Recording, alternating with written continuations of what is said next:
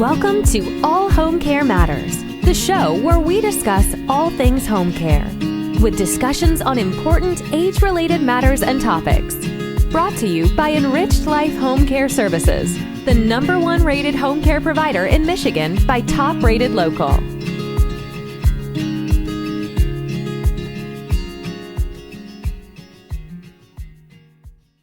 Hello, and welcome back to All Home Care Matters. If this is your first time visiting us here at the show, we want to say thank you for taking time out to be with us today. We appreciate how valuable everyone's time is, and that's why we try and make each episode here at All Home Care Matters something that will hopefully matter to you. If your loved one is living with Alzheimer's disease, there may be days where you just feel helpless. It might seem like no treatment is working, that your loved one struggles with communication and mood swings are only progressing, with no end in sight. Alzheimer's can be a devastating disease, but there are ways to possibly help patients meet those milestones, to encourage communication, peace of mind, and even joy in patients and their loved ones. One way is through music. Believe it or not, the effect of music on Alzheimer's patients has been studied carefully for decades and has been found to be one of the most effective ways to help patients with communication, mood, and memory. While music is no cure for Alzheimer's, it is a medicine-free treatment that can make an enormous difference for both patients and their caregivers. For patients with Alzheimer's, peace can be hard to come by. Alzheimer's is a progressive neurological disorder that impacts language, memory, thinking, movement, problem solving, and personality. That's a long list. You can only imagine how difficult it is for patients to lose control of their basic abilities until they cannot perform daily tasks anymore. The disease is as frustrating as it is debilitating, as heartbreaking as it is exhausting, and patients will often face severe confusion, anxiety, and even depression. People with Alzheimer's have increasingly difficult time communicating. Language gets lost as confusion and memory problems get more severe, and eventually your loved one could lose their ability to speak at all. Without being able to communicate, it can be impossible to understand how your loved one is feeling, what she needs, and what she wants. That can make the act of caregiving or even spending time with your loved one particularly challenging. It can be devastating for you and your loved one when your loved one can't communicate what they need, and you just want to make sure you are taking good care of them, that they are comfortable and content. While music cannot help a person speak in full sentences again or fully recover their communication, it has been proven to help a person express herself, among a myriad of other positive things. For a person with Alzheimer's, this is a really big deal and can mean the difference between discontentment and frustration and peace and joy. Today, we'll dive into how music helps patients with Alzheimer's and what you can do to use music to help your loved one. From the research that proves just how effective this form of therapy is, how and when to use it, we'll cover all you need to know about music and Alzheimer's disease in today's episode of All Home Care Matters. Jeff Anderson, who is an MD and PhD and an associate professor of radiology at University of Utah Health, was a contributing author of a study on how music can help patients with dementia and Alzheimer's. He says people with dementia are confronted by a world that is unfamiliar to them, which causes disorientation and anxiety, he told reporters following the study. We believe music will tap into the salience network of the brain that is still relatively functioning. Sure enough, that's exactly what the study found. Patients underwent MRI brain scans as they listened to both music and silence. The music chosen was specific to that patient's life, a list of songs that caregivers and loved ones believed would be especially meaningful to them. Through the brain scans, researchers found that when music was playing, the brain seemed to be awakened. According to Science Daily, the results of the study found that by listening to the soundtrack, the visual network, the salience network, the executive network, and the cerebral and the corticocerebral network pairs all showed significantly higher function connectivity. In short, the brain imaging showed that listening to meaningful music can activate the brain, perhaps making symptoms more manageable and improving the quality of a patient's life. This study only researched 17 patients, but it is one of dozens that has tackled the subject matter and found overwhelmingly positive results. A similar study at the University of California at Davis found that music lessens the aggressive behaviors of Alzheimer's patients and decreases the amount of medication needed. This study followed 4,107 patients in 265 nursing homes across California. It found that the use of antipsychotic drugs declined by 13% and anti-anxiety medications declined by 17% each quarter for residents with dementia using the music program. The odds of depressive symptoms decreased 16% per quarter, and the odds of reported pain decreased 17% per quarter. In addition, the number of days on medications declined by 30%, and aggressive behaviors reduced by 20%. So, why does music work so well for dementia and Alzheimer's patients? Well, for one thing, our musical memory is stronger than the part of our brain that stores names, faces, and words. Ever listened to a song you hadn't heard since high school and been surprised when you remembered every lyric? The same is true for dementia and Alzheimer's patients. In some cases, patients with dementia have been able to complete full songs on the piano even when they struggle to communicate anything else. That's because music, along with the muscle memory that makes it so hard to forget how to ride a bike or throw a ball, is known as procedural memory. Explicit memory is what stores other information, like faces, names, events, and reasoning. So, when a dementia patient forgets aspects of their explicit memory, their procedural memory often remains unaffected. Research has found that for some patients, particularly those with musical backgrounds themselves, have a preserved response to music even after their dementia is in its advanced stages. According to practical neurology, familiar tunes and lyrics can be recognized across all stages of Alzheimer's disease.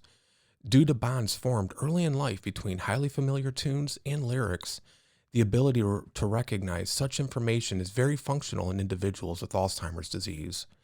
Now, this doesn't mean that a person with Alzheimer's will be belting out every lyric of an old favorite song, but it does mean that the song may elicit a reaction, like a smile, a laugh, or even dancing from a patient. In some cases, a patient will sing along to the lyrics, even in the late stages of Alzheimer's. Music helps people with Alzheimer's recall memories and emotions, especially in the earlier stages of the disease. This is because, in addition to music being stored in a different section of our memory, music also evokes emotion. According to neurologist Oliver Sacks, music evokes emotion, and emotion can bring with memory. It brings back the feeling of life when nothing else can. In addition, music aptitude and appreciation are abilities that last in Alzheimer's patients even after many other abilities have deteriorated. That means that a person can be reached through music even after other means of communication are lacking. So, music is sort of a window to the soul in this way, a way to connect on a personal level with a loved one when other methods have not succeeded. Emotional connectivity is especially meaningful in the later stages of Alzheimer's, after a person has lost the ability to engage physically and emotionally with a loved one. When a patient listens to music, they might dance, which can lead to touching, hugging, or even just a level of togetherness they have not felt in some time. Socialization, especially meaningful socialization in the form of human contact, can help a person have an increased quality of life and make them feel at peace and contented. This also helps with communication. Music is a way for a person to communicate without needing to speak. They can indicate how they feel by reacting to a song. When they come to life through music, it's because they feel connected in communication in a way they simply aren't without the use of music. It's not just listening to music. Many folks with Alzheimer's or dementia take music or singing lessons or engage in interactive music therapy. Singing and playing an instrument exercises the brain in an engaging and fun way for patients. The more a brain is exercised, the stronger and healthier it will be. Music also works wonders for stress and anxiety, both prevalent in Alzheimer's patients. Music engages the parts of the brain involved in cognition, emotion, socialization, and even motor functioning. Music decreases stress and anxiety in people across all walks of life, and Alzheimer's patients are no different. The calming and familiar sound of music can help a person feel safe and secure, nostalgic, and even joyful. This is so important for Alzheimer's patients because so much of the world feels unfamiliar to them as they lose their memory and grip on reality. Music can keep them grounded, help them to feel at home, even in the late stages of the disease. It's not surprising then that music can help a great deal with changes in mood and agitation. Mood swings are ever common in Alzheimer's patients, and they can be especially difficult to know how to solve. It's heartbreaking and frustrating when our loved one lashes out, suffers a meltdown, or becomes paranoid, and most people will try anything to keep these mood swings at bay. Mood swings occur in part because patients do not have a grip on their surroundings and become panicked, confused, and disoriented. They are exacerbated when people react in harsh, angry, or frustrated manners, and can usually be calmed when people react in a soothing, understanding tone.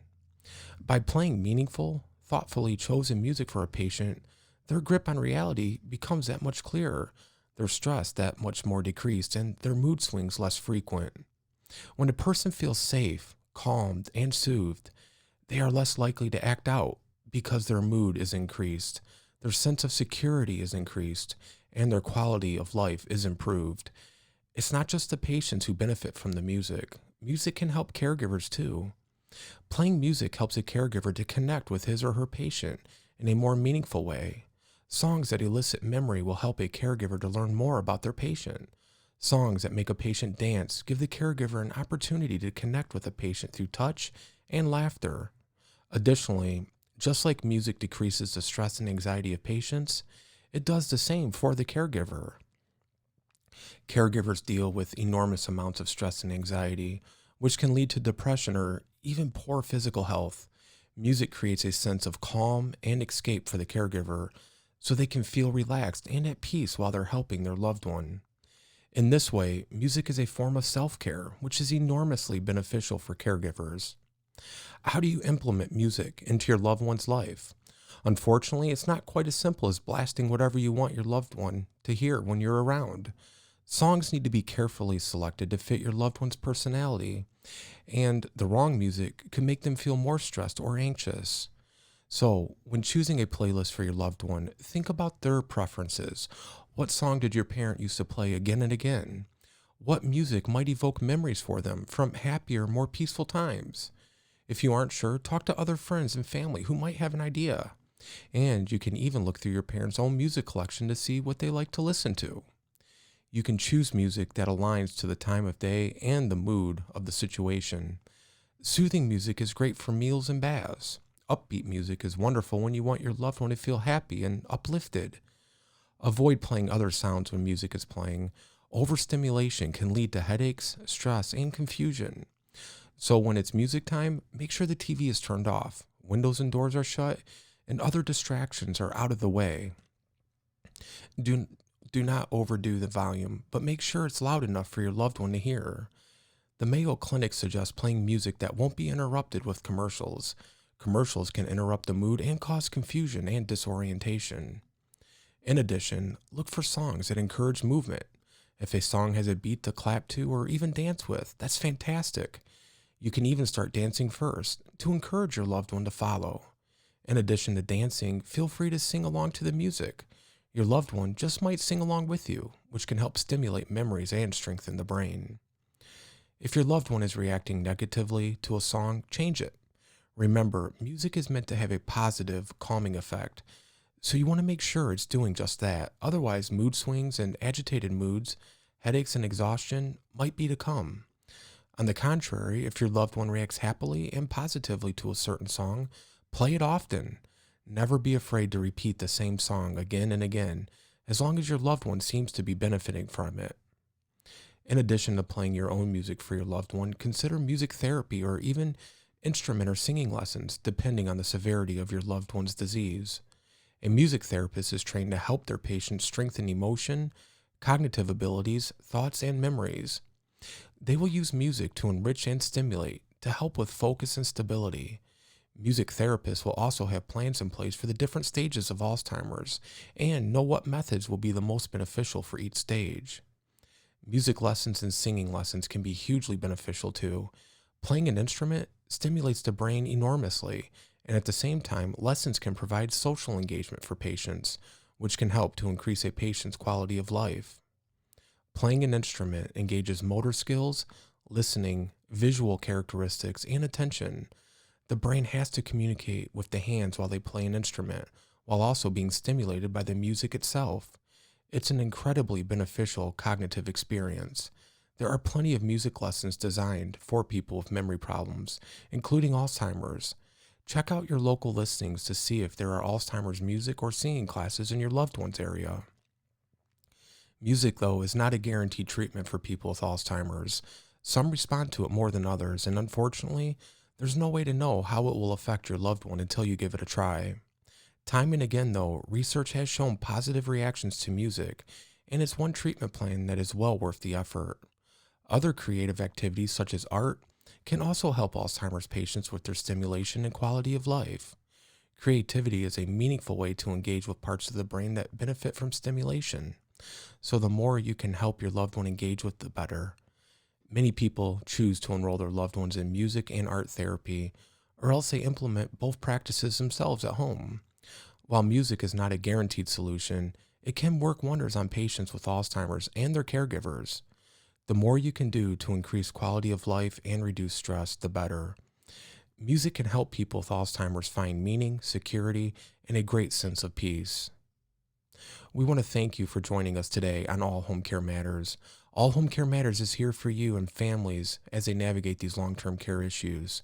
Please visit us at allhomecarematters.com, where there is a private, secure, fillable form where you can give us feedback, show ideas, or if you have questions. Every form is read and responded to. And please, if you know anyone who could benefit from this episode, please share it with them. And remember, you can listen to the show on any of your favorite podcast streaming platforms and watch the show on our YouTube channel. And make sure to hit that subscribe button so you'll never miss an episode. Please join us next time as we talk about tips for family caregivers. Thank you so much. Thank you for joining us today. We look forward to you joining us again on another episode of All Home Care Matters. To learn more about the show and to connect with us, visit us at allhomecarematters.com.